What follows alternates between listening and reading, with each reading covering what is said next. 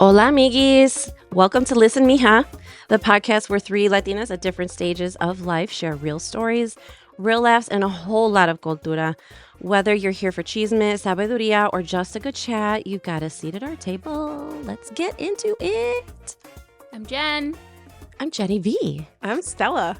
What is up? It's been a while. It's been a minute. Yeah. This episode sounds a lot funner than the last one we have about grieving. So Yeah, we cried a lot. yeah, we should dive right in.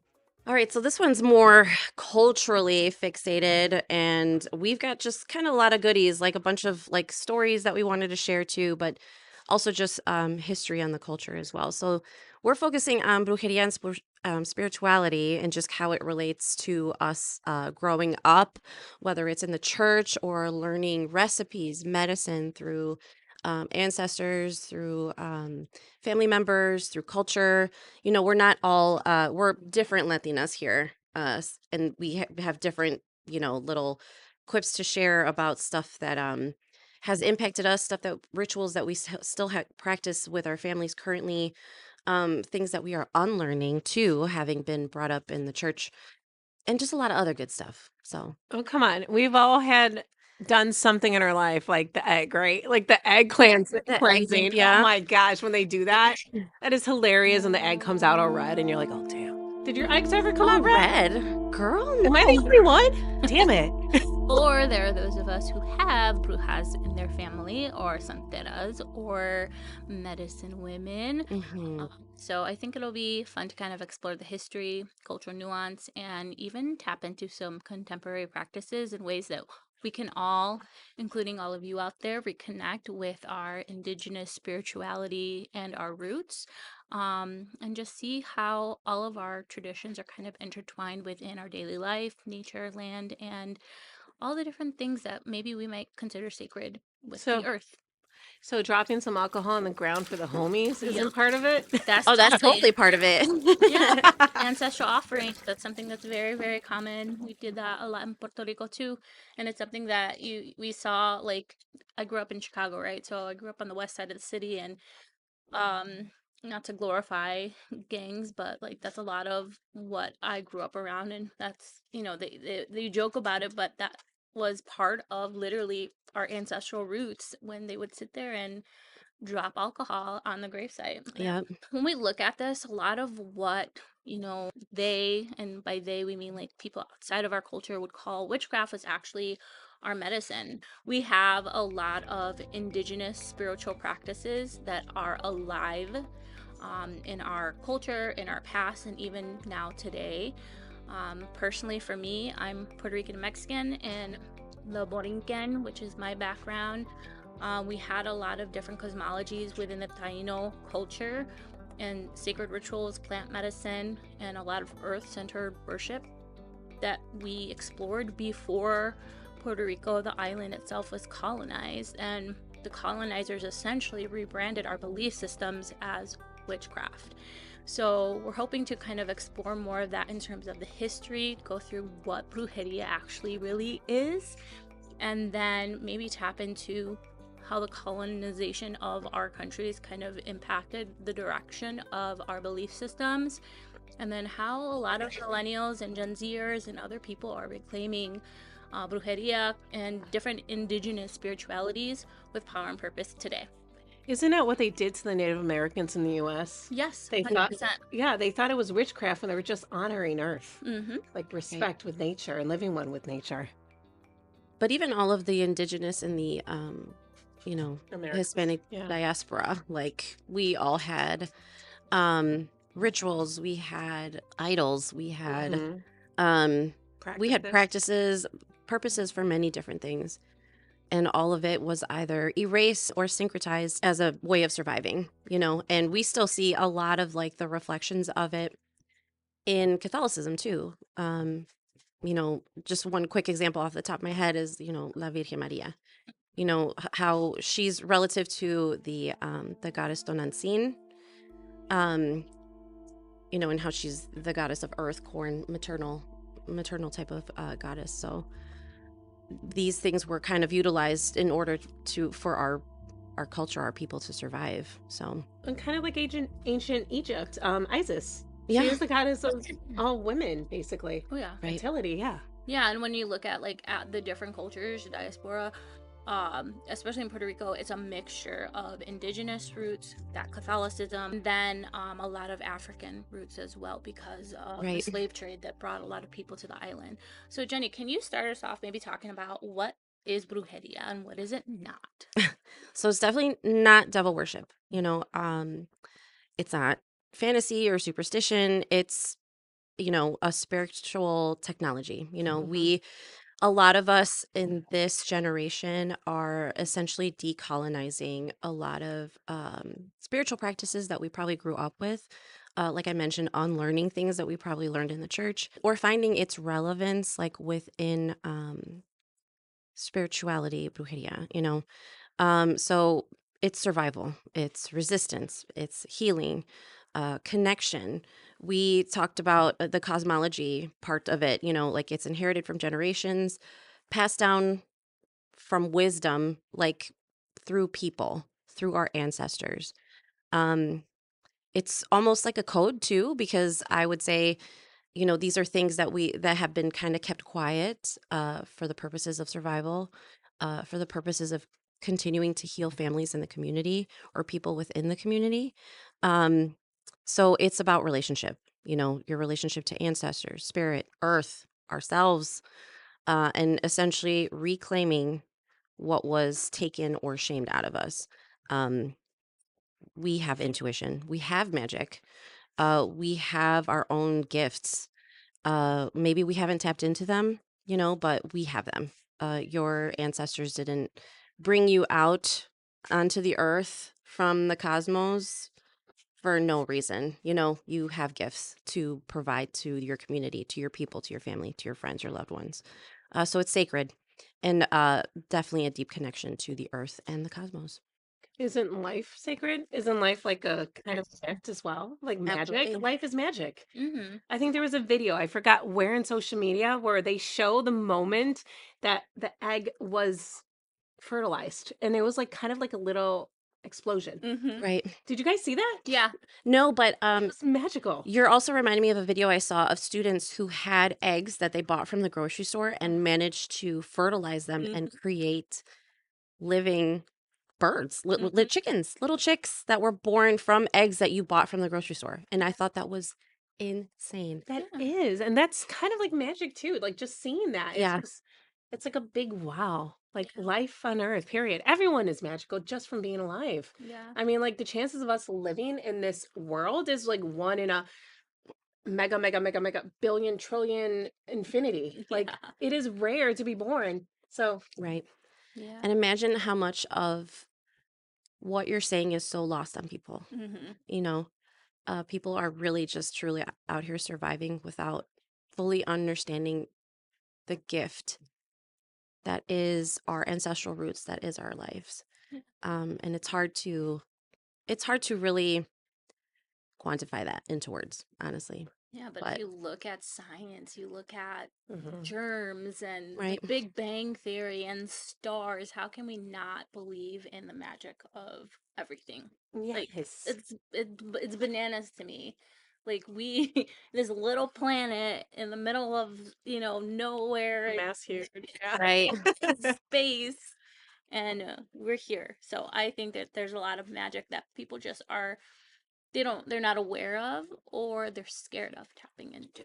Or they forget. Like, Mhm. just look in the mirror. Everyone is magical just by being alive. And that's what we need to remember, yeah, especially in times like this right now where all you get is hate, hate, hate, hate. Look in the mirror. You are magic. All your ancestors, it took how many ancestors to live, to survive, to make you this day?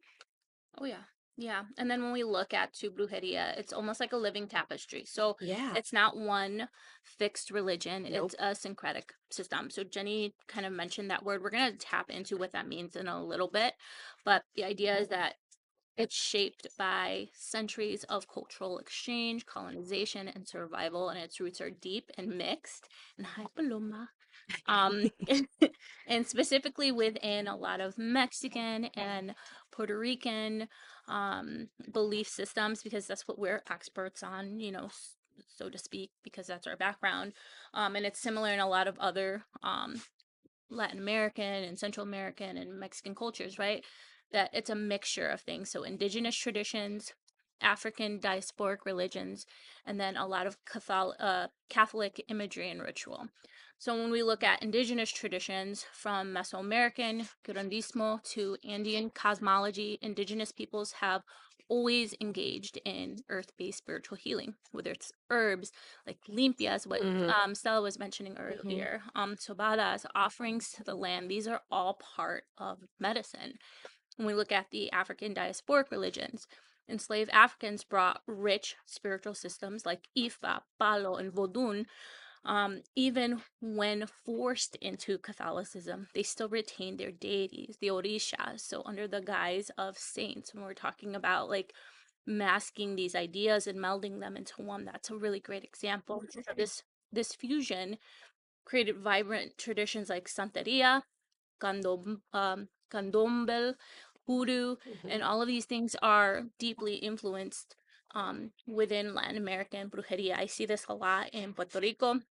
We have Santeria as well, spiritism. Mhm. So all of this stuff kind of melded together, and then we included that Catholic imagery and ritual, right? Because the Tainos in my culture, a lot of the indigenous folks in Mexico, they had to hide those belief systems. They didn't, they'll sit there and say that, oh, we erased you, or like, for example, Columbus killed all of the Tainos, when in reality, it was we melded together with the slaves, and our people were sometimes raped and pillaged by the Spaniards. And all of this stuff kind of combined so that we can continue on our belief systems by melding them together. And you see this a lot through colonization. So colonization brought the Catholicism, but many of our ancestors still practiced a form of folk Catholicism. They Right. prayed to the saints. They were lighting candles. They were wearing medals, not as submission, but as a way to camouflage their deeper spiritual beliefs. So Jenny mentioned La Virgen.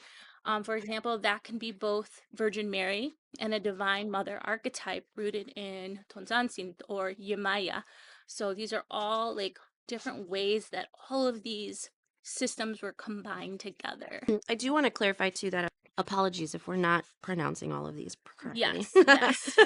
There's a lot of like learning and, like I mentioned, unlearning that we've done while putting together this topic for everybody, because we've had our own individual experiences, we've had our own Mhm. learning, and sometimes we don't always have people to lean on except for each Yeah, other sometimes. yeah, But and that probably means that we're missing some, yeah. Oh, yeah. some explanations, some translations. So Yeah. please 100% forgive forgive us us. if we have messed this up in any way. Especially me and the no sabo kid of us all. The no sabo, the no sabo kid. Um, but like this is all stuff that's been super important to us in the way that we've raised our families, and the way that we've tried to kind of like change our lives by tapping into our roots. So this is all done in the most heartfelt, honorable way that we could think of. So we Yes. definitely wanted to make sure I Absolutely. said that. Yeah, and it is reemerging now. Do you guys notice that? Oh, It's yeah. reemerging Oh with yeah. a lot of us millennials, and I'm seeing a lot of Generation Z. Mm-hmm. Yep. Yeah. A lot of Generation Z. Like my daughter Lenny, she's asking about stuff now. She's asking about cleanings, like sage and stuff Hmm. like that. So it's kind of cool that it's reemerging when we hid it for so long Oh, yeah. growing up. And this is the opportunity for you to also learn more. Mm-hmm. Like we know the basics, right? Yeah, very Sage for basic. cleansing your home. Egg. Don't forget The that egg egg. limpias, right, Yeah. for cleansing yourself. But there's other ways to do limpias specifically to whatever burdens you're carrying, So this is how we learn more on some of these old cultural practices. Isn't Ricky a part of this too? I think Reiki Oh, I plays said it wrong. into it. No, I think Reiki does play into it. You think about like laying of hands, a lot of that energetic sharing of the energetic fields between two people. I think that plays a bit into it. But it's also that's more new age Right. Western philosophy mixed a bit with Eastern medicine Oh too. yeah. Dwight knows a lot about this just because he went to TCM school in addition to being a psychologist. And we have a friend who is a Reiki practitioner, Hmm. and I noticed that it's like a lot of different things, but a lot of it is like Western based and New Age, but then they pull in a lot of Eastern stuff in there. But I see like the idea of laying of hands within our culture. My Right. my great grandma was a medicine woman on the island, and like that's one way that she healed people is she would do herbs and pastes and then use Bovados, her right? hands. Yeah. Like the Yeah. massages. Yeah. Sorry. Yeah. And then we also have tarot cards, right? Mm-hmm. Altars. Like Yep. tarot cards are huge. I see a huge comeback with that everywhere. What the millennial loteria, and I know Yeah. my family, like the loteria cards, yes, like you use it for the game, but then a lot of it was also used for that kind of stuff, like That's so reading. cool. Wait, really? Mm-hmm. Yeah. Loteria? I didn't know that. Yeah. That's really cool. I have seen that once before, only once though.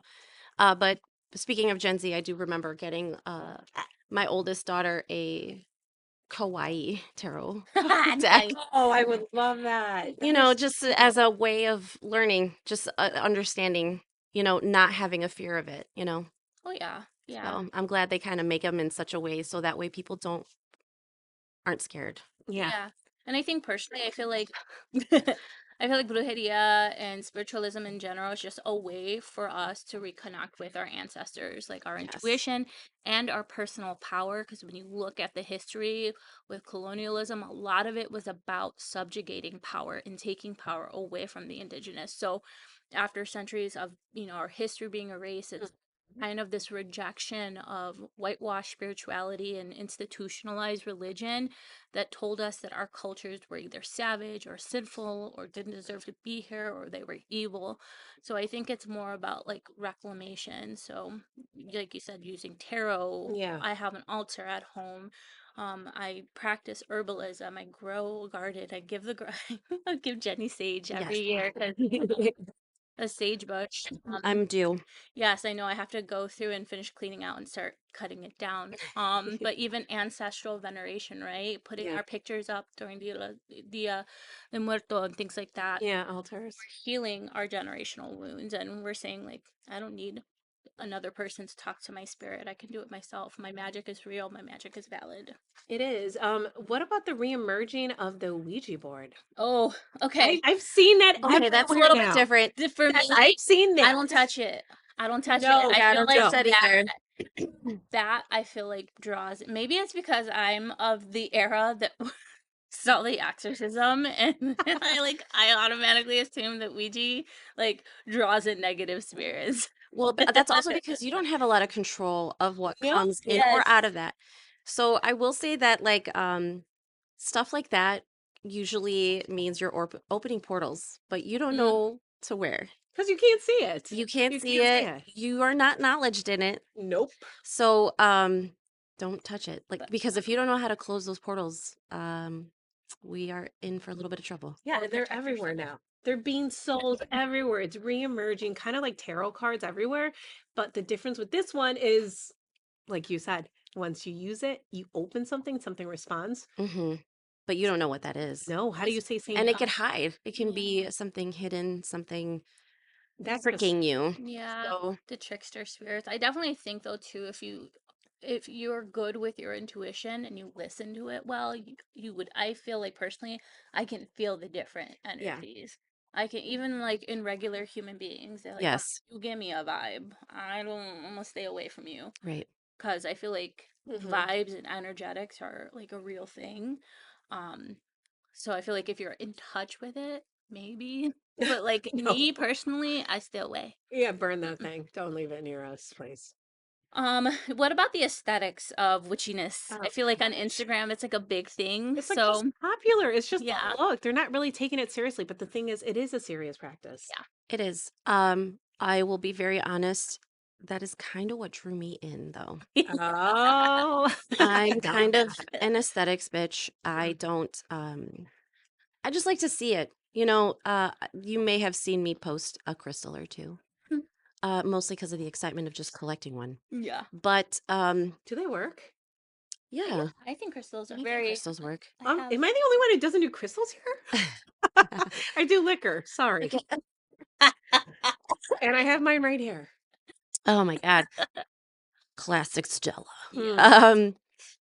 So that's kind of what drew me in, but so yes, the vanity of it kind of drew me, but I was kind of also working my way into it anyway. I was practicing yoga pretty regularly. I do understand why we don't like that, right? We don't like the aesthetics of using brujeria as entertainment. I think though it's like a twofold thing. I Mhm. think you can Yeah. enjoy the aesthetics, especially if you belong to the culture and you can respect it. It's one thing, but then it's another thing when you're just like taking and appropriating it. Mm, That's With where I the think Ouija where board. yeah, I think that's where right. we draw the line. But I also think that that idea, like that Spider-Man saying, like with great power comes great responsibility, Yes. right? Like we have to be responsible and understand the consequences of dabbling, especially if you're not well versed or knowledgeable, or She's fine. or if you're not aware. I think it's important to learn first before. It's one thing to really enjoy and respect the beauty of it, but it's another when you're really getting deep into it and you don't understand the repercussions because it's I think that there's a lot of consequence that comes from it. I also think that it's deeply local and specific. So, what's true for a bruja in Puerto Rico may not be the same for one in Oaxaca or Colombia or from, other cultures. Mhm. But I think that there's a lot of intermixing and intermingling within our cultural space, especially for those of us who have that indigenous undertone and background in our history. I did want to mention too, like part of the aesthetics, like as I was like learning, unlearning, relearning, like yoga helped. Hmm. But I also worked for a company that sold tea. And having access to those kind of herbs also kind of brought me down like a rabbit hole of understanding like the purpose of a lot of these herbs. Hmm. Um, so that's kind of also what brought me forth to it too. Tasting teas, experiencing the land from which these teas come from. Or these herbs, and like even as I was talking about them with family members, like they would even discuss with me, like, oh, this is what we use this for. Hmm. This might be really good for this purpose. Mhm. And that was kind of amazing. Not kind of, it was amazing. Yeah. Like how it opened the door to understand more about the roots of these herbs. Oh yeah. Yeah, that's how my grandma in Puerto Rico, my bisabuela, she was a healer, and that's a lot of what she did her practice in was herbs. My mom tells me a story from when she was younger. They had flown in from Chicago, and they were gonna stay with her for the summer, and she got really, really sick. And my mom said that my great grandma sat there and dug a hole in the backyard. We had a like little farm in the mountains in Puerto Rico in a town called Yabacoa, but I don't even think it's there after the hurricane. I think it got like a lot of it got destroyed. Mm. Um, but she dug a hole in the backyard. She put a bunch of herbs and some water, and then she sat my mom in the middle of the water hole with all these in the middle of the water hole with all these herbs in there. And she's like, I sat in there for 45 minutes and she took me out. She put like Vicks vapor rub on my That's chest. awesome. All the Vicks. And Because then, that's also brujeria. yeah, A yeah. 100%. And then she put me to sleep and she's like, within 2 hours, I felt better. I Wow. was like, what? I was like, you're lying. She's like, no, I swear to God. It's like my most vivid memory of your great grandma. Like, she was a healer, but she was also scary. And like, people would go to her for like, if someone was cheating on them. Yeah. Do there. That sounds She, like exciting tea right there. yes, I'm gonna Yeah, for yes. real. some tea right now. Yeah, she would know if like people would sit there and put like negative energy to you, she'd send it back to them. Like she's super powerful. Love that. But then there's also stories that people think that maybe she had some mental health stuff Right. going on. So it's just really interesting to see like the duality of it. Right. But yeah, I'm totally 100% agree and believe in herbs, and that's what the what is it, Iberas, that's what they did, right? Yeah. It Yeah, all goes, curanderas too. yeah, it goes all back to nature being a sacred being, Mother Earth. Yep. Like believing kind of like the Native Americans here in the US, Mm-hmm. like what they believed in, that Mother Earth, going back to it, talking to the earth, like growing from the land, being connected to one. Oh yeah, Mm, yeah. It's definitely, I feel like Brujeria in general is just very ancestral, Yeah. subversive, even sacred. So it's like the heartbeat of our spiritual survival. It was like prayer in motion. Stella and Jenny and I were talking before we started the episode, and we're talking about how, like, spell work, like your words are spells, your Yeah. words can come into right, fruition. I also think too that ritual can be resistance within a community where you're feeling oppressed. right. And it's often the healing that doesn't necessarily ask for permission. I think that's what you kind of went through over the last few years, Jenny. Like, I remember, like, when Jenny and I first met, she was very knee deep in the, like, Christian, evangelical Christian kind Right. of belief The system. mega church. Yeah, and I totally respect that, but I'd be like, every so often drop like little gems. I'm like, Mhm. this is what I think. And because Yeah. I've always been very in tune with the spiritual side of myself. I remember when I was younger, I'd like sit there and go to the library in the summer. I'd ride my bike and like get all the books on the occult and witchiness. And I'm always like in Oh, yoga.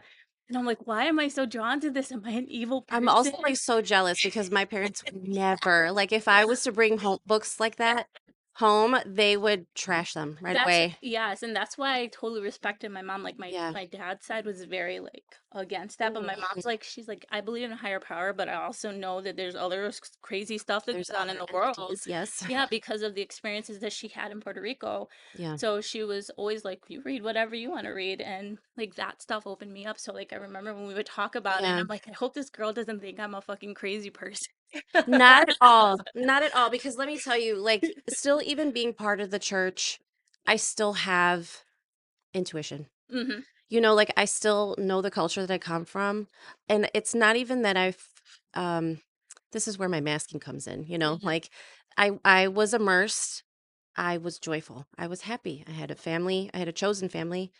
My kid was immersed as well. But every once in a while you get one of those like bad seeds, right? Like one of those bad people in the church and completely turns you away. But it in my case it was more than a few. But my point was that um I always had still one hand into my culture, into my roots. So it wasn't even that I was like fully in denial. It was more like I was saving face so that Yeah, other people, mostly because I didn't want to experience the judgment of it. And I yeah, didn't want people to talk shit about my culture either. yeah. So that's why I was only half immersed, maybe 85% immersed into the church as I was part of it. But like at the same time, like just like you explained, there's so many dualities to it. It's Yeah, almost like how could you not see that being, yeah. practicing this regularly, reading scriptures regularly? Like how do you not see the dualities of it? Exactly. Right? So There's magic in the Bible. I'm Yeah. telling you. absolutely. Everything's linked together. That's what we don't understand. Everything linked together. Everything is one. Right. Yeah. Yeah, I think when I looked at religion and spirituality, I came at it from an angry perspective. I like shunned the church because I was so pissed off once I understood the history behind everything. I was like, you colonizers came and killed my people Yeah. and controlled them with your Jesus and God, and this is terrible. And then the more I learned about Jesus, I was like, dude, Jesus was probably like a mystic. He's like, Right. what are you talking about? Exactly. He was Right? against that stuff Yeah. Right. too. But I was like, I always came at it from like, no, I'm not religious because they used it in such a nasty and Yeah. evil way. I'm a spiritual being. I'm a spiritual person. But as I've gotten older, I see the nuance within it, especially Right. like there's a lot of folk Christians who practice or Christians who practice folk magic, Right. especially in places like Appalachia and things like that. And I was like, I get it now. I see Mm, it because when you look at the Bible, that's like Mhm. literally yeah. that's the freaking, what is it called when you have your own journal of spells, A your spell book book. of Your yeah. grimoire? Yeah, it's like, oh, it's Yeah. like literally like a religious grimoire. Yeah. Yeah. Oh, Grimoire. Yes, yes. a grimoire? Yeah, grimoire. I always call it Grimoire? grimoire. Yeah. Yeah. Okay. Yeah. Grimoire. Like Everyone. a spell I book. thought of Wicked. Oh no, it's a Wow. book of magic that comes Yeah. out That's from cool. I family didn't to know that Yeah. was family. the word for it. Yeah. Like Learned something new It today. has yeah. its own name. That's so cool. Yes. Like, what is that show in the 90s? I don't know. The Three Sisters who are witches. Practical magic? No, No, I love that no, no, movie. no. Oh, Shannon Stepford. Doherty, Shannon the Doherty. OG. Oh, Yes. Charmed. Charmed. Charmed. Yeah. Jesus. Yes. God. Yeah. And then all Well, of that pop culture, like, right. absolutely influenced the craft, all of that. It's like, okay, Oh, the this is my craft. direction. Right. Yeah. Oh my God, Yeah. again, the craft. Putting things negatively, making it Yes. Right, bad. exactly. Yes, because it's pop culture. What other way are you gonna sell movies? I know. Brujería is bad. Yeah. But honestly, that's so cool that you came from a place from anger though. Mm-hmm. Because that was essentially why I ended up leaving the church, right? Like essentially my anger grew so much because I knew even as a young kid, like this was used to erase our people. This was used to colonize our people and our lands. But everybody's okay with it. So I guess we're supposed to be okay with it. Right? Like that was the understanding I had Yeah. growing up. Like we're supposed to be okay with it. Mm. We're supposed to go to war for these things. Yeah.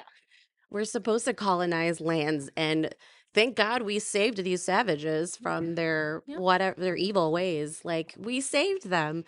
I cannot believe like this was the way that my brain had worked for so long, but it was like, well, everybody thinks it's okay, so I guess it's okay. But it's like the more you talk it over with people and the way people would judge culture and would call it wicked or evil, you're just like, this is not it. This is Yeah. not it. This is not what faith is supposed to be. This is not what practicing faith is No, supposed to be either. they're spewing bad words. It's not none of that. I It's not mean, hateful. it's hateful. Even traditions that we have, like your grandma, like doing like the cleaning, the Yeah. yes. We all have stuff like that in all our culture. Yeah. Everyone, doesn't matter what background you're from. All of us have that. I remember in Mexico, I went to visit Mexico City. My grandma was there. The pollution was so bad that my eyes were shut with like eye boogers. Yeah. Allergies. Yes, and she had this like little like she made this little like what Salve. no like cream. like a little cleaning like Mm. thing, and then she was like cleaning it, saying something, and my eyes were just fine later. But that's what I'm saying. Everyone has stuff like Was that. it manzanilla, by the way? Because I feel like my Manzanilla, everyone does because my manzanilla. mom, like, I feel like even though she doesn't want to admit that she does some bad It's things, not- like Everyone does that. We use the she's still herbs. tapped in. Yeah, Yeah, we use the herbs from Earth because again, Mother Earth, right. nature is a sacred Yeah. being. So that is a traditional thing that is in the Bible too. They use a lot of things like that. Oh yeah. So if anyone's coming back saying Brujeria is wrong, just open the book and be like, right there, what is that?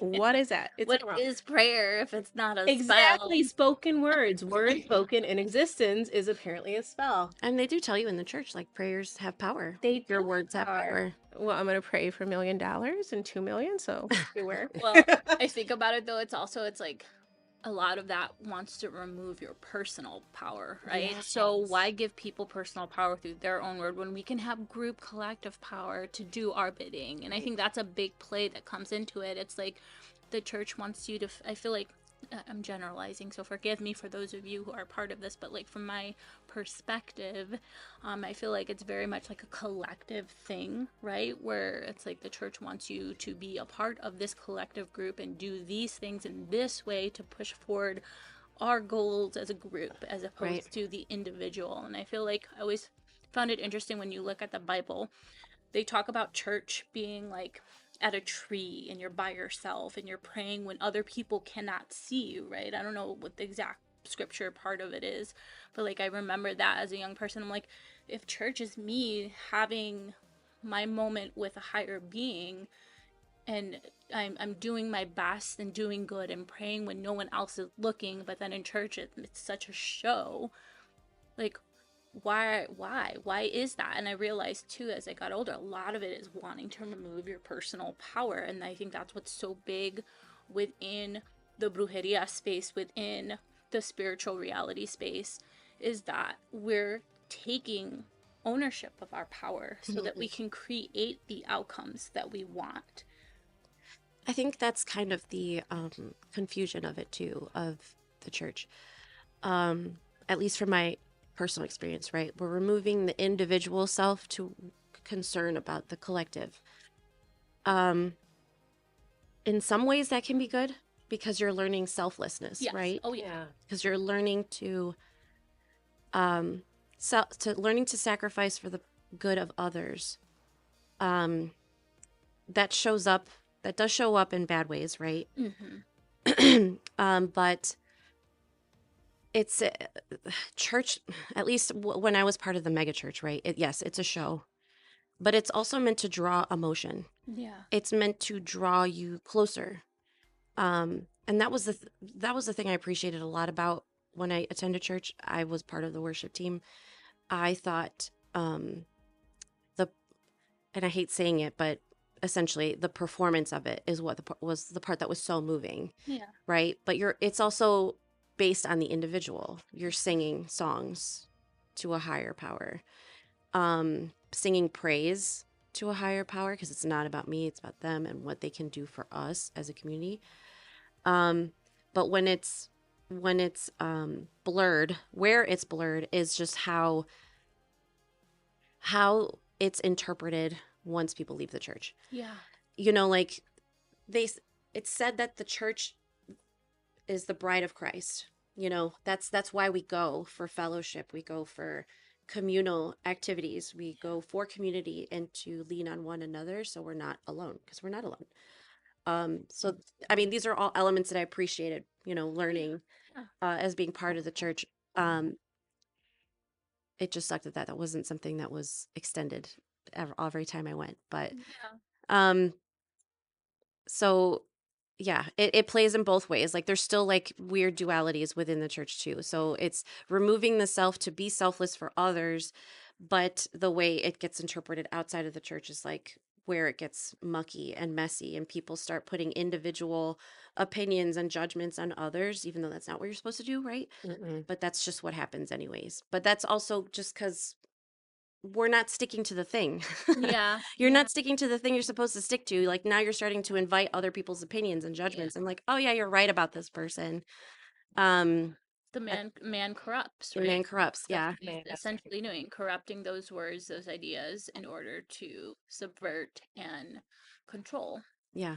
Like I respect the church a lot. Like I think it can be a beautiful thing, and I respect people who have those belief systems. But it's again, there's always that little bit in my pit of my stomach where I'm like, "Ugh, I know the history. Right. Yeah. I can't be okay with this." Yeah. And that's the sad part, because when you look at it, is that what, for example, Jesus would have wanted? No, he Would was he have? flipping tables and telling people they shouldn't be taxed, and like he Yeah. would be pissed off at our government. I feel like Jesus was the first progressive. Yeah. Oh, yes. Would he want people wiping groups out No. and preaching? No. He wanted people to talk about it, but not to like convert 100%, not to like fight or like Yeah. Jesus was not a Christian. You know what I mean? Like I think that's what we forget. It's the Mhm. fact that Jesus Yes. is not of a faith. no. He is someone that was selfless, that gave to people, that gave people teachings, did not expect anything for himself. Nothing. He's the So first healer too, right? exactly, first That's what I'm healer. saying right here. He is the first healer. He did the cleanings. He worked with the poor. He was not afraid. Hmm. And did he ask for money? No. Did he ask No. for people to follow him? No, he did it just because he wanted to spread kindness and love. He wanted people to spread kindness and love Yes. as well. That's what he Yeah. wanted. He didn't want us to take over countries, make them believe in this religion because it's right and yours is wrong. Right. Yeah. That's why I think I love the idea of the medicine woman, right? We see that in indigenous culture and we see that a lot in Mhm. our Latinx spiritual practitioners, right? As an individual who grew up in the diaspora, I didn't grow up with a very textbook definition of what that meant. I heard of curanderas, I heard of yerberas, I heard of espiritistas, santerias, like our sancitas, all of that, right? But I grew up more with like whispers and these limpias and the candles that we would light next to the Yes. pictures of the past loved ones.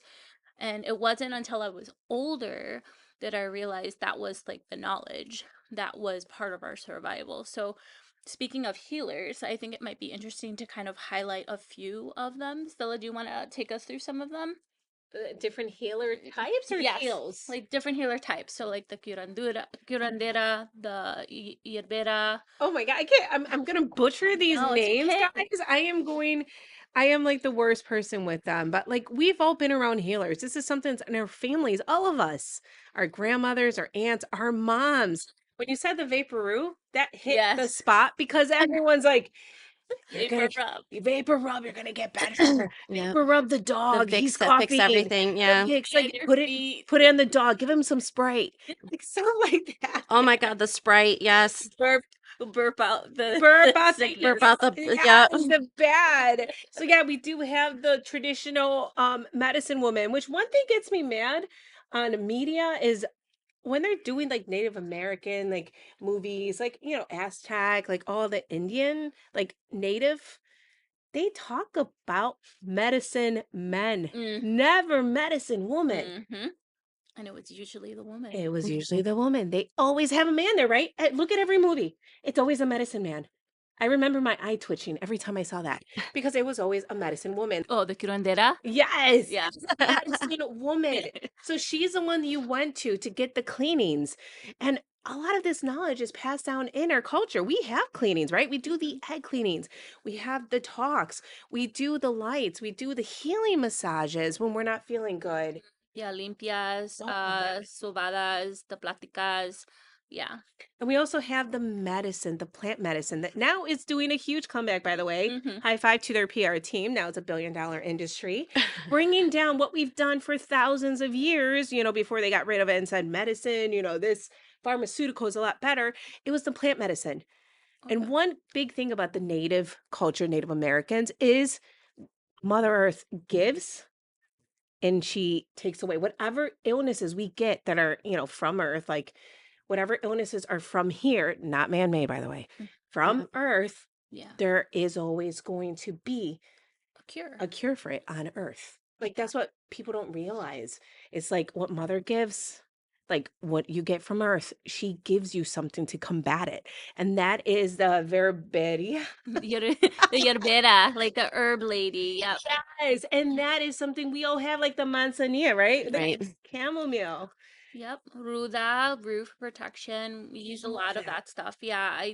My grandma, that's what she was essentially. And I think about that too now when I'm like, oh, I don't feel well. I'm going to have chamomile tea or I'm Yes. going to Mhm. use peppermint tea to make my tummy feel better, or I'm going to use sage.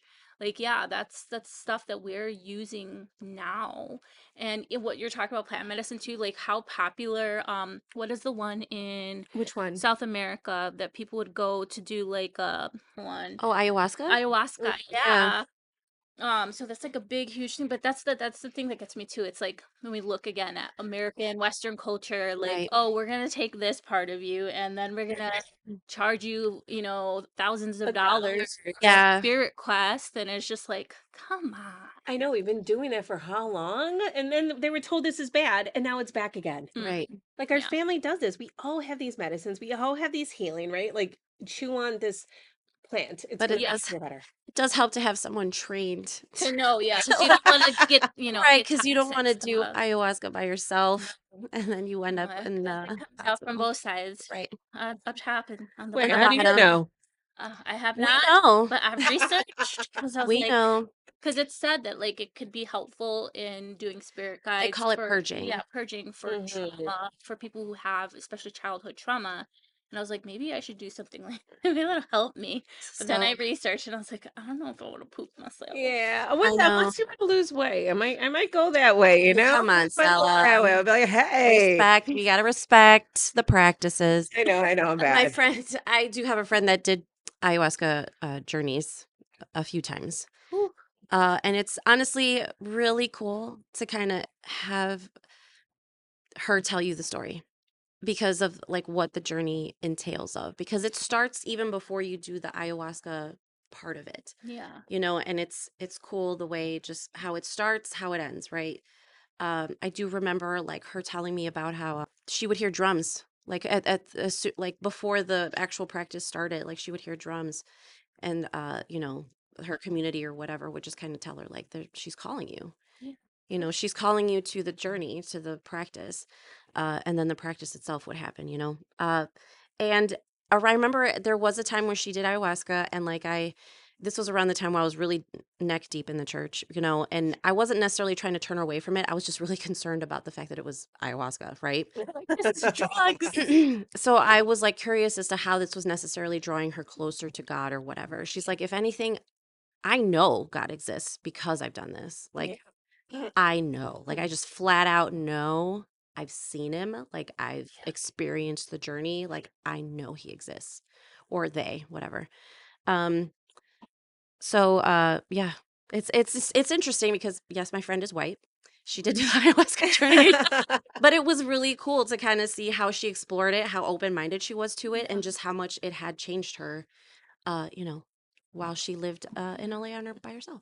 Do we all do it? Open, I know, right? I'm a little scared Oh my gosh. I feel like though it's like it opens us up because I know for me personally, I'm very grounded and logical. and Type logical. A. Yes. Type A. Right, we're joking about me going to see the psychic and her telling me like, "Oh, you have all this energy in your hands and the spirits around you, but that you don't listen to them, and that's why they only talk to you when you're dreaming." That is so you though. You're like, Right. no. I feel like I can see something like that opening you up and like allowing you to make the Exactly. connection between the here and now, right? And then the other dimensions that we are a part Right. of. And I think that's why I do think that's why I'm interested for sure, because we mentioned earlier that, we all have gifts that we probably haven't tapped into. We Yeah. probably have seen inklings of it, had minor experiences with it. But, when our muertos, our ancestors are trying to speak to us, we don't listen. Yeah. Like, you know, there's a part of me that wants to listen, but it has just like a tinge of fear Yeah. of what that entails or what that's gonna ask of me Yeah. for the journey, right? So I like I'm interested in doing the practice just for the sake of opening the door Yeah, and tapping into and it. tapping in. I accidentally ate mushrooms before.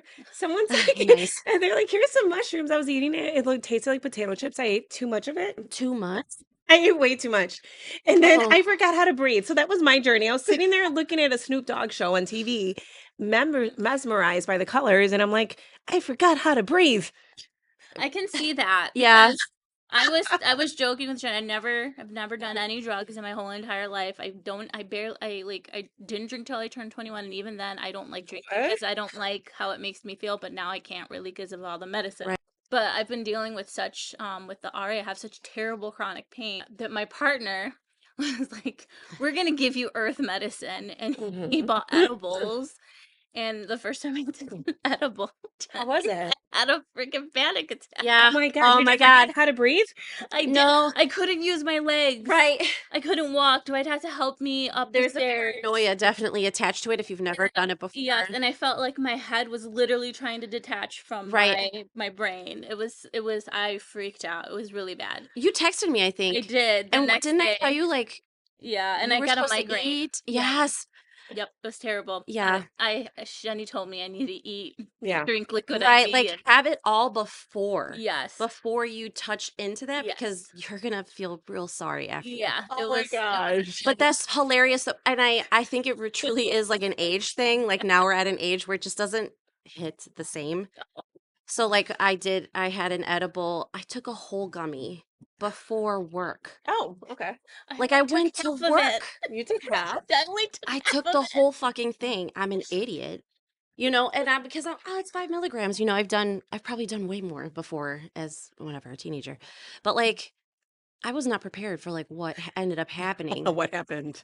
I was For that, I your was text at was work. freaked out. I was at work. I ended up texting a friend and calling him too because I was like, I need help. He's just like, you took the whole thing. He's like, I think you need to go home. I'm like, how the fuck am I gonna go home? I don't even know how I got here. I was in work meetings, high off my ass. I don't even remember anything that we discussed.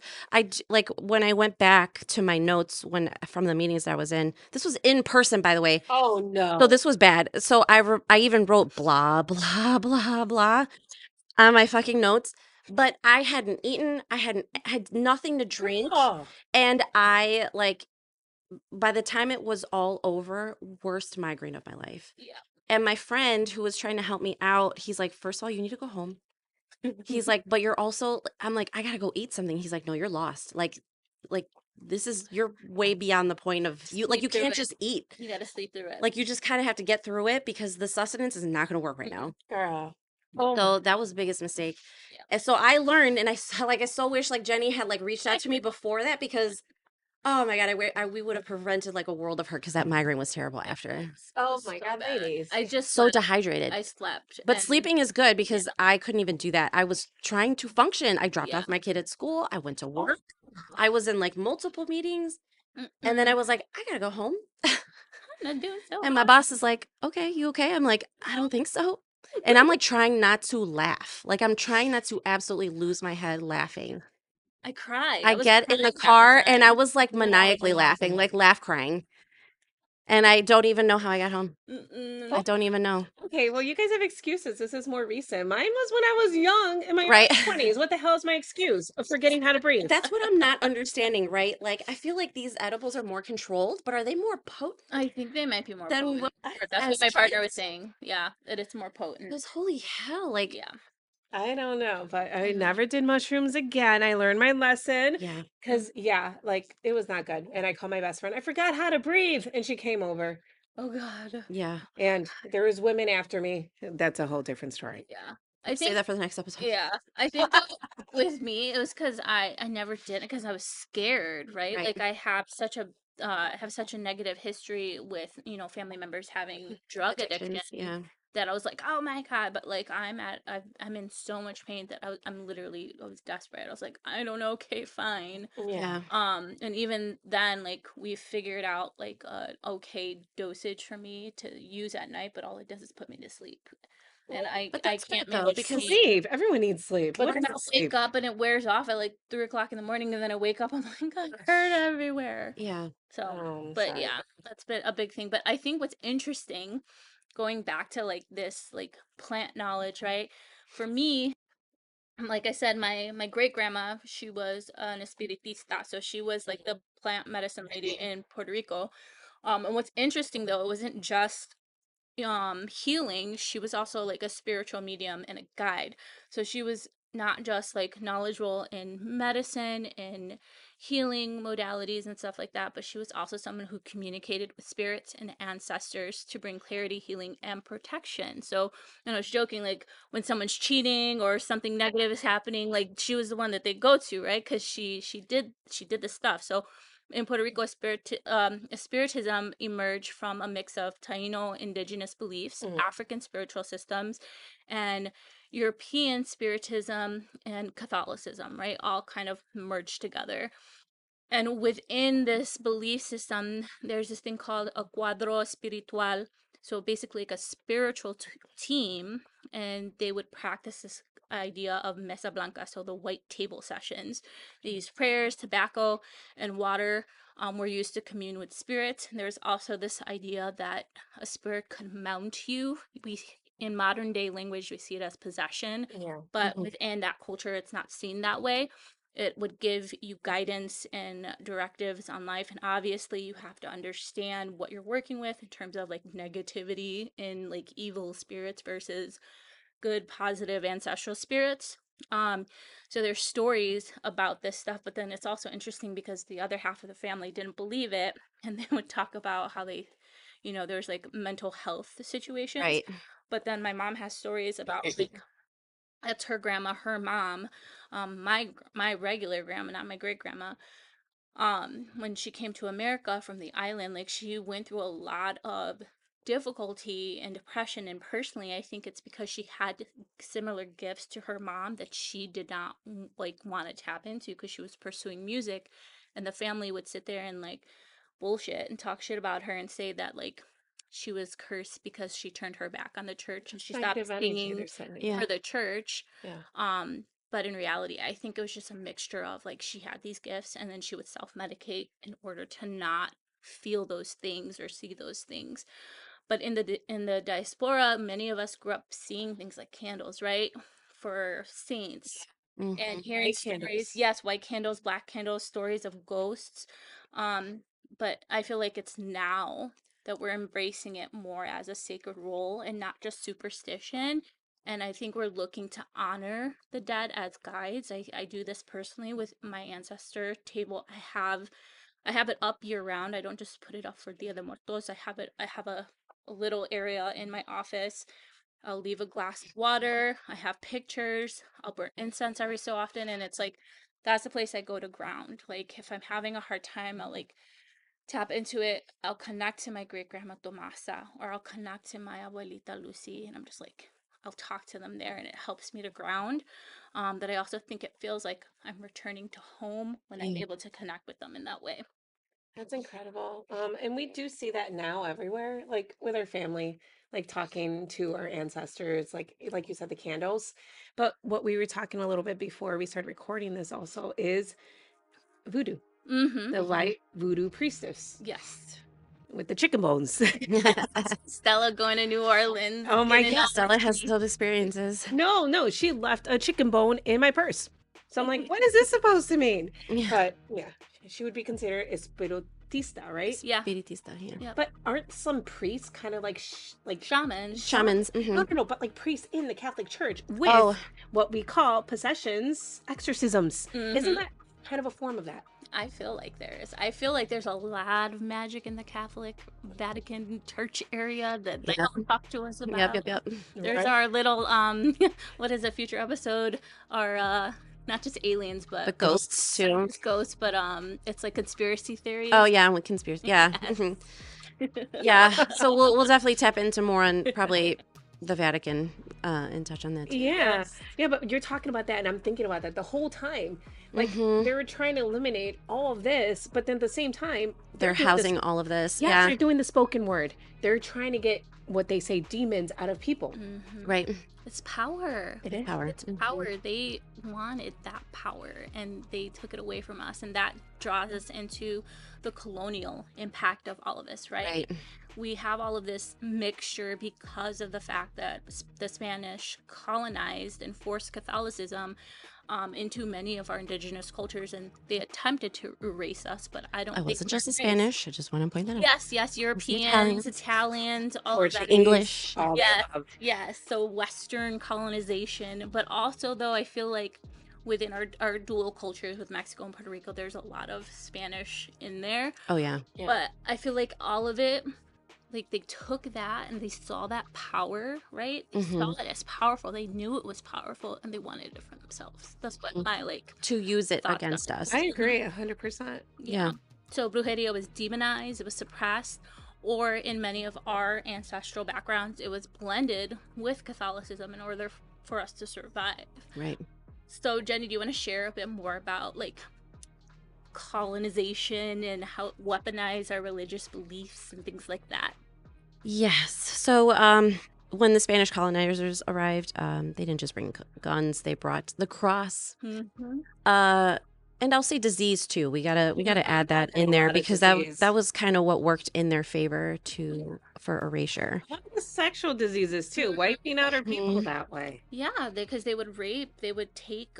They wouldn't just take like if in Puerto Rico, especially the Tainos. They wouldn't just take them as slaves. Right. They would take the women and rape them, and they would be their, quote unquote wives, and the Right. men and the family and the children were used as slave work, Yeah. along with the Africans that they brought Right. for the what is it, sugar cane farming that they did. So Catholicism wasn't necessarily offered; it was forced. Our indigenous and African systems of belief were labeled as witchcraft, devil worship, paganism. Yeah. We still hear that a lot. In Puerto Rico, indigenous Taino spirituality was nearly wiped out, and Espiritismo, which evolved from a blend of Catholicism, African spirituality, and Taino practices, became stigmatized, often only practiced in secret. So this is how those secrets, those whispers, end up getting passed down between families and ancestors, but still frowned upon.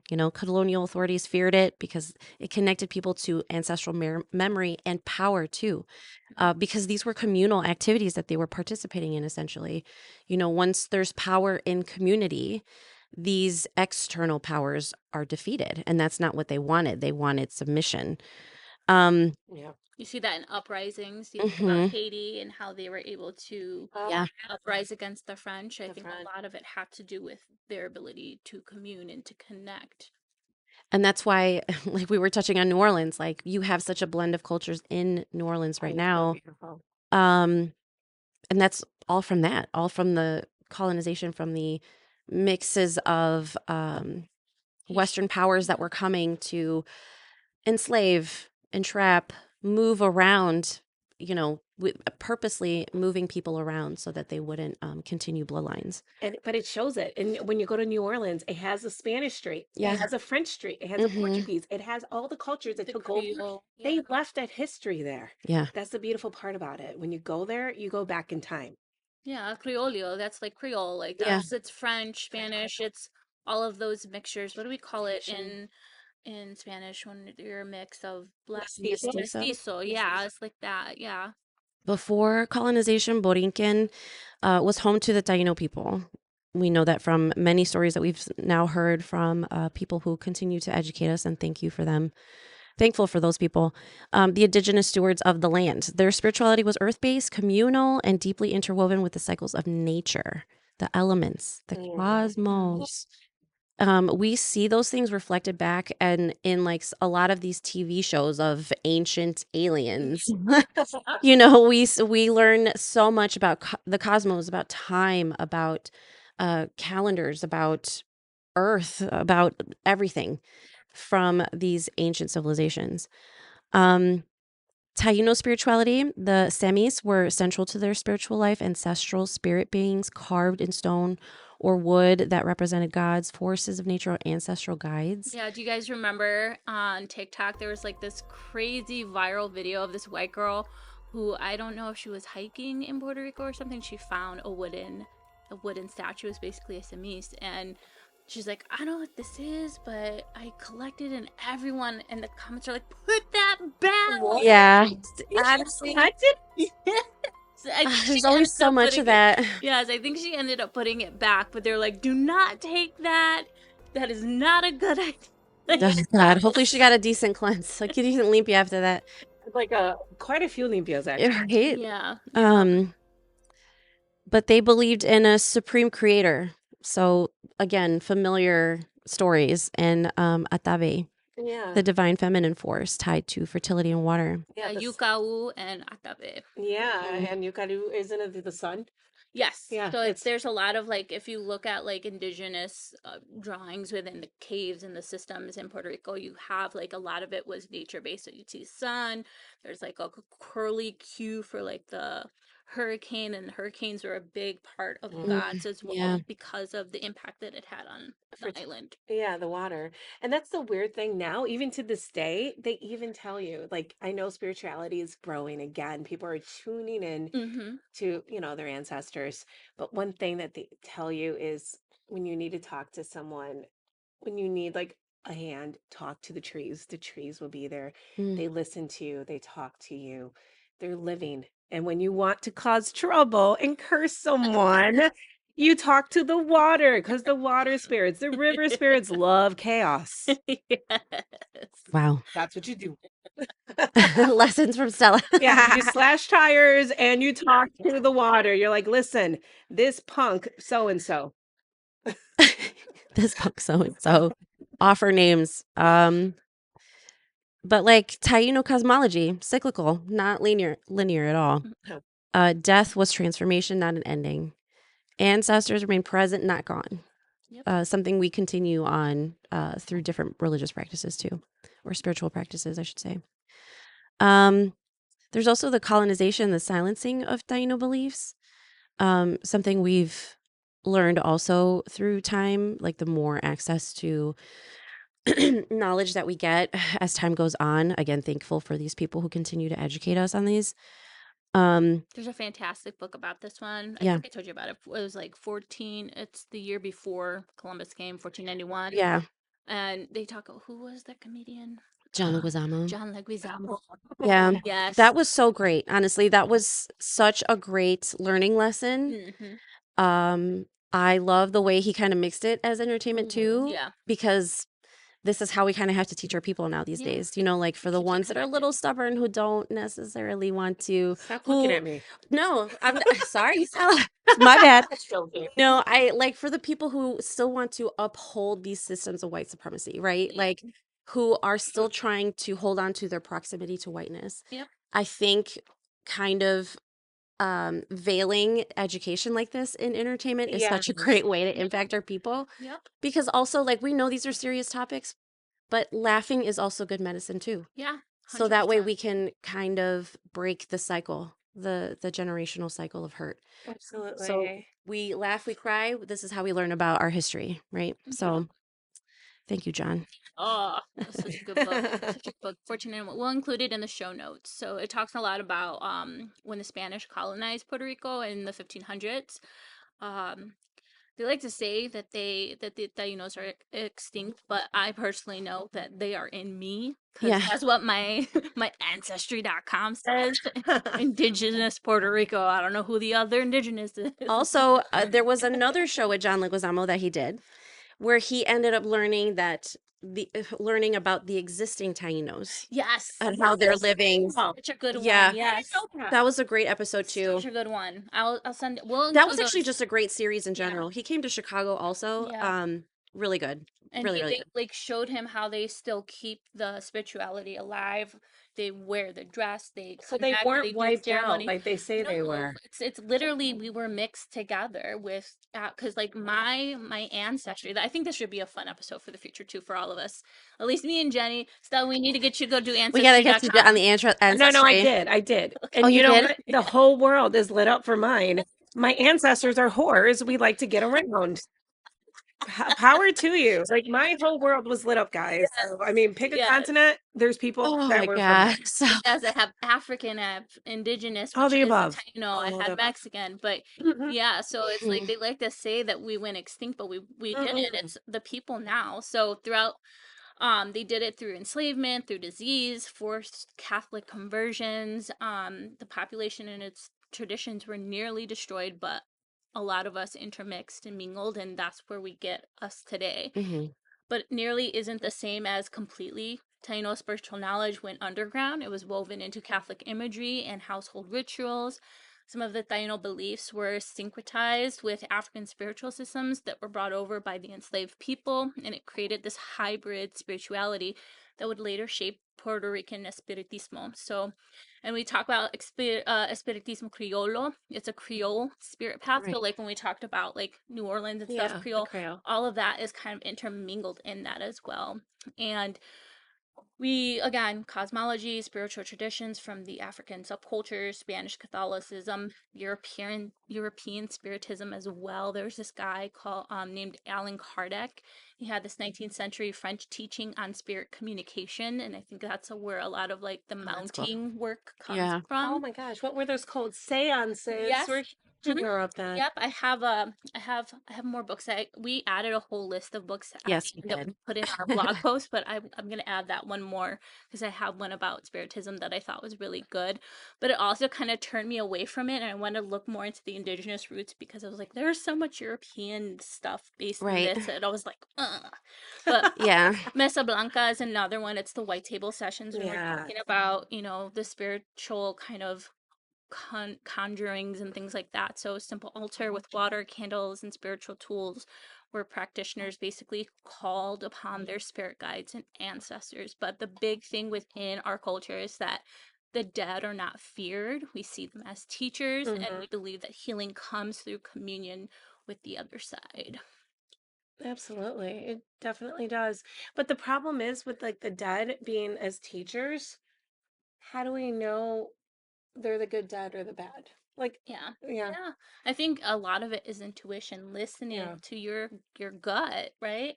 You know when you meet a person that gives you weird vibes. Yeah. Before, and I'm like, am I just being paranoid? You second guess yourself. No? I've got that so many times where I'm like, I cannot open myself up with this person. There's something wrong. I instantly dislike them, and I hate disliking Mm-mm. anyone. That is your gut telling you, run away. No Yeah. good, bad juju, bad Bad. vibes. Oh gosh, that is crazy. So what does all of this mean for us in the diaspora? What does it mean? I mean, We're reclaiming it. yeah, Yeah. We're reclaiming it. We're not going to hold on to the shame that comes with it no. or that you generally used to come with it. I mean, Yeah. now it's like a newer time where people are a little more accepting, right? Oh yeah. Or at least we would like to think so. Yeah, I feel like we're tapping into We're it more. tapping into it, yeah. Absolutely. The mainstream media now, with sage being so commonly used Yeah. everywhere now. But now that we're running out of it, right? That's why you want to get the Yes. other sage, not the white sage. That's the one that's going extinct. Wait, And it's then going extinct now? Yeah. yeah, it's like it's I forget what I'll look it up and tell you. But like Palo Santo is another thing too. It's like you have to be careful with. That's the problem with commercialization of it, Right. right? It's like you tap in and you take without giving back. But I feel like those of us who are part of the community understand that what Right. we take, we have to give back as well. Absolutely. That's Earth. And you notice that right away too if you were to ever go into a botanica and Mm-hmm. like pick up your tools, right? Yep. Um I've always had great experiences. I've only been to two, so I'm not going to say like I've been to many. I've only been to two, but like I've only had great experiences at a botanica. Like the way they offer, the way they don't expect you to offer anything to, but it's just the desire to want to continue to commit to the community, and give back as Yeah. well. So Or creating your own garden. That's why I grow my own sage. yeah, I'm going to steal some. Mm-hmm. Yep. I also think we're decolonizing a lot of our spiritual beliefs as well. yes, 100%. I love that. We're That's going back. We're yeah. acknowledging these practices. I think that's a lot of what I've been doing. Having after leaving the church, going back, reclaiming the culture. Uh, because again, like I said, there was just so many parallels between what I learned about my culture and the rituals that we practiced, but I still grew up in a very church-minded house. So this is still something like even though I do practice a few things here and there, it's something that's practiced quietly. Yeah. So that way we don't have to deal with like the God doesn't want you to do that or you're inviting the devil into your home. Oh gosh. Oh my gosh. So I'm gonna Palo Santo you out the devil. right. Here's the sage. Man, so these things are practiced quietly, and I just want to make sure though that these are things that like my kids do understand, so that way they can take them into their homes, so that they could find ways to bring those practices into their personal lives too. Oh, yeah. Absolutely. And I mean, like, again, going back in time, starting with tarot again, right? Yeah. Doing tarot, going into even astrology. That is something that Oh our yeah. ancestors did. Palm reading. Reading Palm reading, a huge one. tea Mm-hmm. leaves. Oh yeah. Yep. Reading, I can't read tea leaves, so I just look at them and I'm like, what is that? Is that a middle finger? It's a chunk. Is that a middle finger at me? Does it hate Or me? in Harry Potter, it's the Grim. Oh my gosh. We love the Harry Potter series. We don't You like don't the like J.K. writer. Rowling? Fuck that bitch. I know, but I mean, thinking about that, she did something good in this world. I Not know. her, but her writing. Was it because she became like a billionaire that she changed, or was it always inherently No, maybe part of she her? was just always a turf. That makes me sad because it's such a great. I know it is series. really is a bummer. Okay, what houses are you guys? I love Right? to guess. Oh, go ahead. Ravenclaw. Yeah, I already said it. You got it. Ravenclaw? Nope. No, We are you're not not. Slytherin, are I'm a you? Slytherin. Oh, she's a Slytherin. I knew. I like knew right away. She didn't even need to say it. I knew she was a Slytherin. I knew you were Ravenclaw, and Are you Hufflepuff? no, dumb Hufflepuff. Yes. Hufflepuff. I love it. I also like speaking of this kind of thing too, because it's like we learn about that how online, right? They have these Yes. digital and communal Right. spaces. And I feel like that's another way we're kind of reclaiming and taking things back is we're creating and building our own digital and communal spaces, like using social media and online platforms to Mhm. share, learn, build community. Instagram's a huge place for, witchiness. So is witch talk and all of that. Yeah.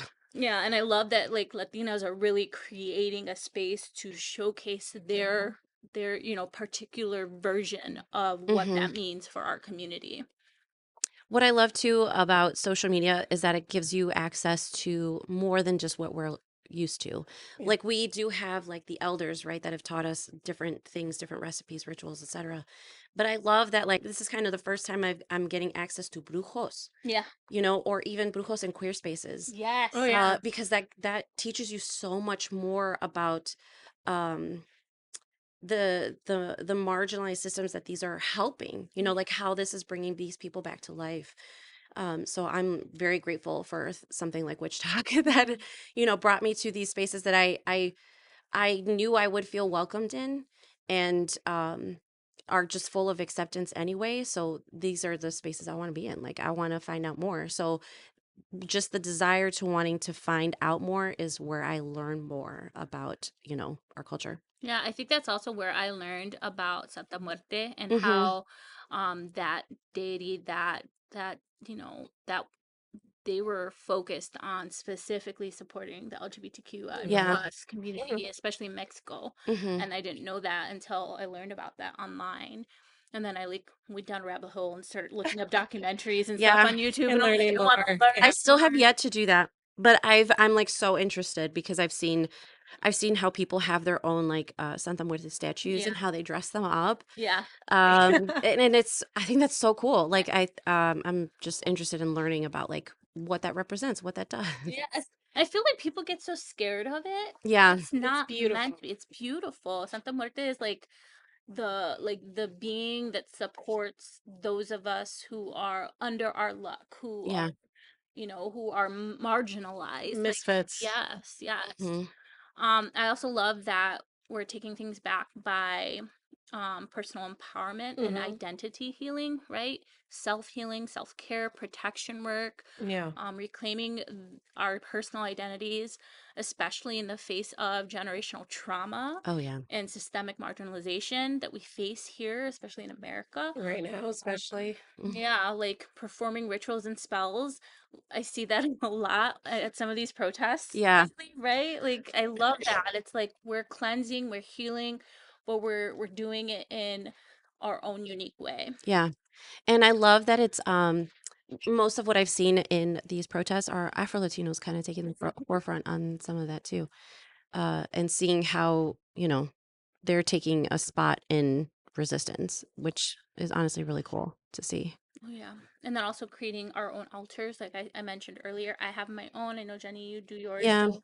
I only do mine during the other muertos, only because every time I put up my ofrenda, something crazy happens. So, I am not someone like I have a tiny fear of just tapping into whatever it is my gift is. Um, so I'm okay with just my ancestors visiting me for 1 week out of the year.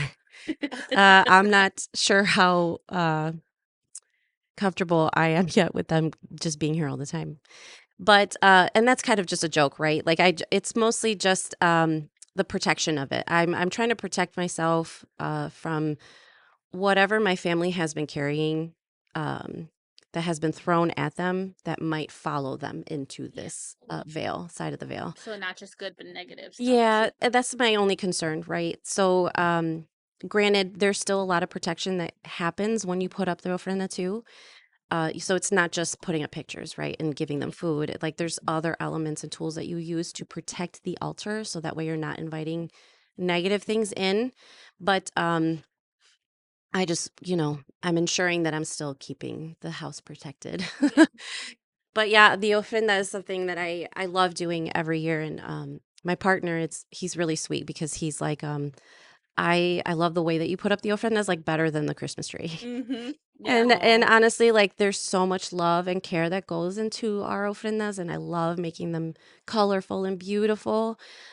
Just like you had mentioned too, like we're trying to turn the aspect of it. These aren't scary things, these are beautiful things that we're celebrating.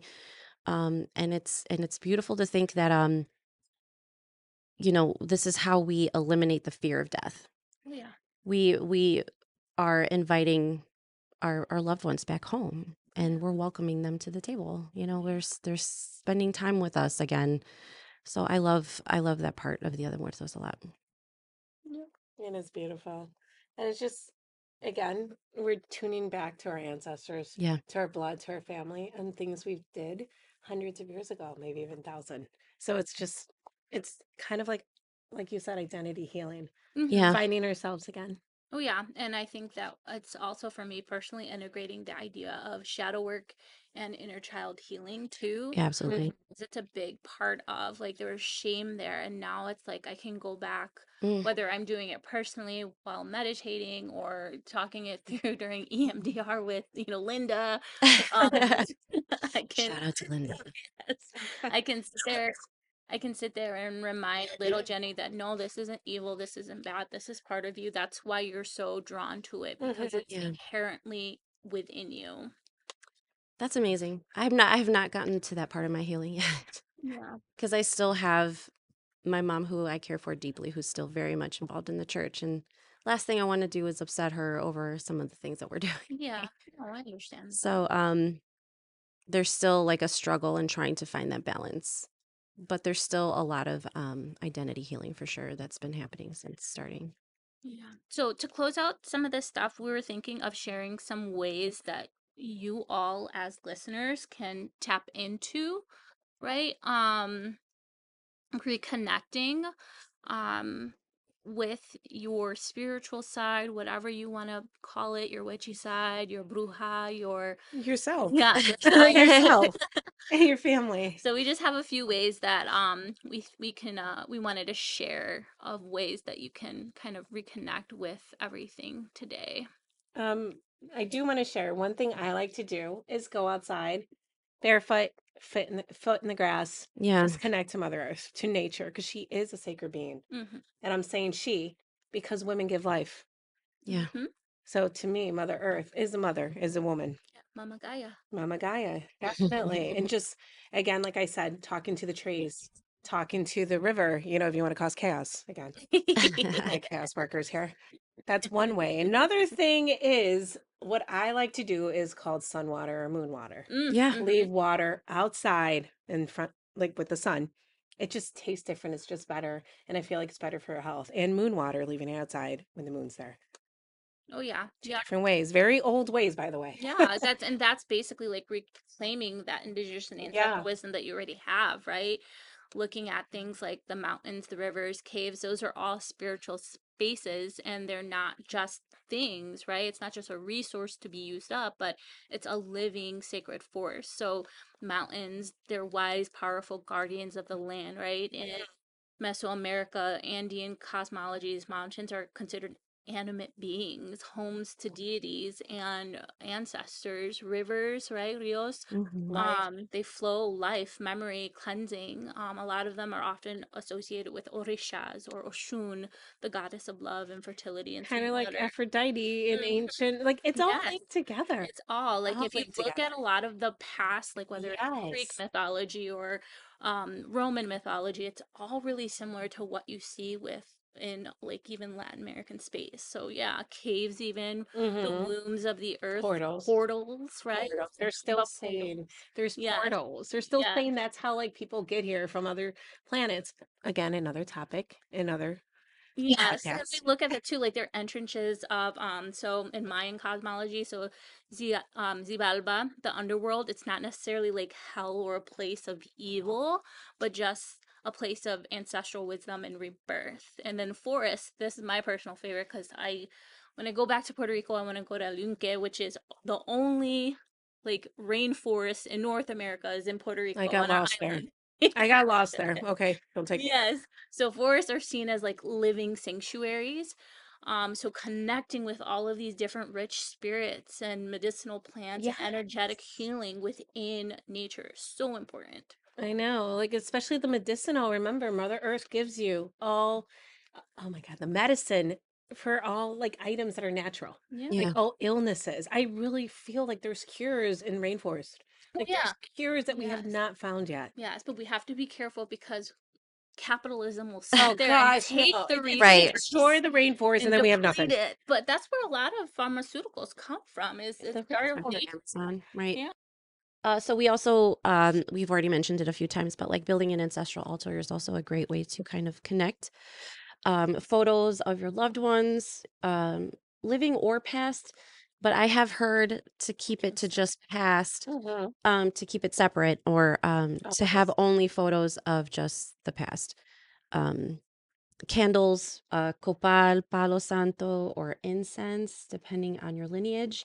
I like to burn the resin, like the copal Mhm. resin. I don't know, just It the smells good. aromatic is the aroma is beautiful. But like offerings too, like their favorite items. Their pan dulce, their cafecitos, their I give my dad shots of tequila during Dia de Muertos. But like I said, this isn't something that you have to just do on Dia de Yeah, Muertos. This could be a year-long thing. But there are ways to protect your altar as well with like water. The copal is meant also to kind of protect your altar from any negative energy, and salt as well. Mm-hmm. Always salt. And like they say, salt around your house to protect you. Mm-hmm. Mm-hmm. Oh yeah. Leaving water for the spirits too that are visiting. They do get thirsty after crossing over. um, And tequila. I mean, they and need some tequila, tequila yeah. too. No, Come I on. do that They for need my some dad tequila. and my uncle, like both of them. Or rum in Puerto Rico. Oh, Rum, yeah, yep, rum I've for seen you that. guys. Yeah. Stella mentioned the sun and the moon, so lunar and Yes. agricultural cycles, like using the new and full moons with intention, celebrating different solstices. You see this a lot with Hmm. like, witch talk and witchiness and like Wiccan belief systems, but that's also something that our cultures did as well. Yeah. And then learning about indigenous planting calendars, seasonal foods from your region, like milpa traditions in Mesoamerica, rice, corn, all of those different Yeah. things that were really important to not just the agriculture, but to our beings as a whole. Adding to lunar cycles, using those as opportunities to clean your altars, Mm-hmm. cleanse your crystals, charge your crystals. Yeah. The moon water, I don't know what else you use it for, but I also use it to water my plants Oh, Mm-hmm. I never done or that. my I just drink herbs. it. Oops. Yeah, no, I drink it too. Yeah, my God. But I'll add it to like everybody's water, the dog's water, but feed it to my plants too, Yeah. Oh, yeah. Or use it for spell work. or use it Mm-hmm. for cleaning. Mm-hmm. If you're Oh, cleaning the whole Washing house, yes. limpias, windows. Yep. Yes. yeah. So there's so many different ways to utilize like what we've done in the past for Hmm. today's day. Oh yeah. A few other things we could talk about too is just like learning and using your ancestors' language, not just like, your generic spiritual or not just like your generic languages like Spanish, right? But looking at spiritual codes, whether it's reclaiming Spanish, Nahuatl, Quechua, Quiche, Yoruba, and Afro-Caribbean languages, all of that can deepen your connection. You could read poetry or listen to songs or chants. And speaking of chants, like music, I think that's a big thing. Music, Yeah. dance. It is a huge thing. And with the chanting and in our, our ancestors' language, I'm like afraid I'm gonna like bring forth a demon or something. Like my luck. I have seen on Spotify people with their money manifestation playlists. Yes. Oh, I need that. But you Come on. because it's the movement that you have to do too. It's Yeah. the reciting of the lyrics that you're of the money manifestation into the mirror too. Give me You know what I money. mean? Yes. Give me It's Yes. all of money. that. During the seasonal changes, I like to do cleansing, like cleaning is my coping mechanism. Mine too. But Come to my house. I do spiritual cleaning, so it's like I'll put on like Puerto Rican indigenous like chanting style songs as I'm cleaning, and I do it with intention, and then I burn sage and I talk to my ancestors. Dancing and movement is huge in Puerto Rico. Like bomba is a Hmm. very, very big thing. You see it also within like hoodoo and voodoo, right? Like the movement of connecting with spirits is really, really big. And then also oral storytelling, right? Asking elders to record their cuentos before they're lost, or that's music is a big part of my family because my grandma was a singer, and I really believe that like storytelling, music and dance can be part of storytelling, but then also music and dance are portals. We Yeah. move and we breathe Yeah. our ancestors back into here. That's why a lot of these indigenous cultures embrace a lot of dance. Yes. We see a lot of that, like in powwows. Yeah. Like you mentioned, Yoruba, the Orishas, Bomba in Puerto Rico, The drums, the indigenous cultures in Mexico too. They do that Yeah. a lot of dancing. Mm-hmm. Another thing is land connection. Like connecting again to Mother Earth. One way, like you guys said, Hmm. gardening is a big one, even if it's a window box. And Yeah. this is something that's a topic that's kind of been social political Oh yeah. in a way that has never been discussed before, honestly, because I feel like the importance of land back, the Mm-hmm. resistance of land back, Yep. giving the land back to the people Mhm. is really what's going to heal the land the most. So these are, I mean, and whether it's also just getting yourself involved in those types of spaces, so that way we're creating the movement to reclaim land. Yeah, and when we reclaim land, I think it's really important to highlight that when we look at these indigenous cultures, we're seen as guardians Yeah. of the earth, Mhm. right? We know not to use up all the resources. We know the importance of give and And take. take. So I think that's what's really important. And then also we look at freaking, the world today in politics, right? Everything's so expensive at the grocery store. What better way to feed yourself and your family than by connecting with the land and growing? Right. Growing your own stuff. Absolutely. Another one is dream work. Jenny, I know. Jen, right here. Yeah. Dreams. Dreams are sacred messages. I mean, this is commonly believed in many cultures around the world. Today, with our ancestors, the dreams, sometimes we have loved ones visiting us. Sometimes we get messages through our dreams. So an important thing to do is keep a dream journal. Yep. Connect. We'll talk more about that in our spooky episode. Yeah. Gosh, My no, please no. dreams. Yeah, definitely. Use like herbs like lavender to enhance dream. Recall, lavender also helps with like falling asleep. Mm-hmm. If you're like me, having issues sleeping, it might be a really good Yeah. thing to use that our ancestors have used in the past. Mine is just perimenopause, so I don't sleep well. Me is anxiety. Like I'm just like nervous and stuff about stuff coming. Like you don't know. That's why I take meds now for my anxiety. I take meds now for my anxiety, but like the perimenopause definitely gives me night sweats, so I don't sleep very comfortably really? these days. Yeah, it's the worst. My autoimmune disease. And Yeah, medicine see? gives me night sweats. It's terrible. That's why I wake up at 3 o'clock in the morning. But if these are the ancestors trying to connect with me by giving me night sweats, listen.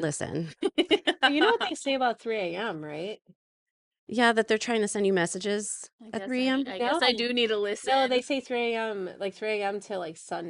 It's the thinnest point. It's the thinnest point. That's like the veil, like where evil can also come in. Like, I would feel it, but I don't. I just literally. You're right. I don't feel it, but I'm always awake at 3 a.m. Yeah. I don't know. I don't even know anymore. Yeah.